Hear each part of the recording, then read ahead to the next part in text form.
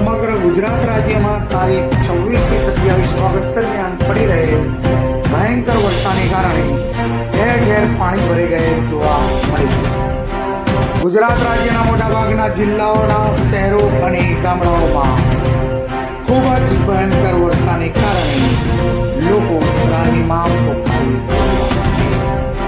વડોદરા શહેર હોય કે અમદાવાદ શહેર કે આણંદ જ્યાં જુઓ ત્યાં આણંદ જિલ્લાના ખંભાત શહેરમાં ખૂબ જ વરસાદ વરસવાને કારણે લોકોના ઘરોમાં પાણી ઘૂસી જતા લોકોને હાડમારીનો સામનો કરવો પડ્યો છે। જે તમે દ્રશ્યમાં જોઈ શકો છો કે મકાનોમાં પાણી ઘૂસી જતા લોકો કેવી હાડમારીનો સામનો કરી રહ્યા છે।